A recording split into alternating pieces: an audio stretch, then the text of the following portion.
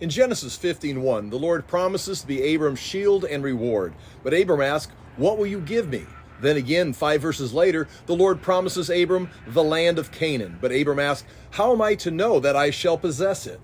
Now, in the casual reading of this, it seems Abram is lacking in faith. But in between these verses is the great declaration that God makes concerning Abram in Genesis 15:6, where he says, "Abram believed the Lord, and he counted it to him as righteousness."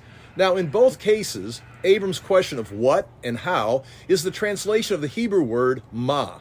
Ma is an interrogative pronoun used to ask questions regarding identity or nature or reason.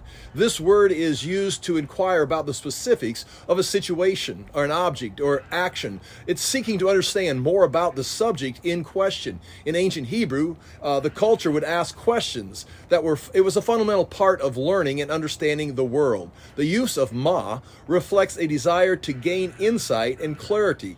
This demonstrates the importance of dialogue and inquiry in the pursuit of knowledge and wisdom.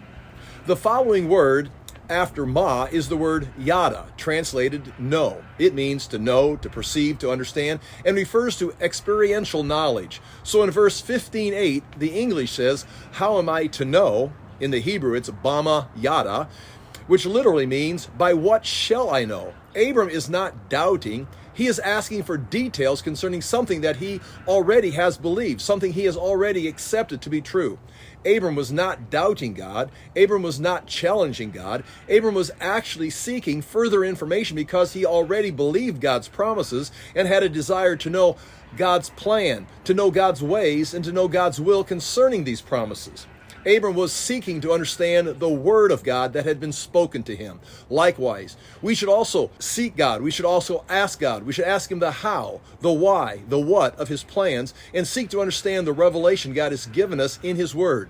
So, seek first his kingdom and his righteousness. Be like Abraham and start asking how, what, and why. So just like Abram, ask and it shall be given.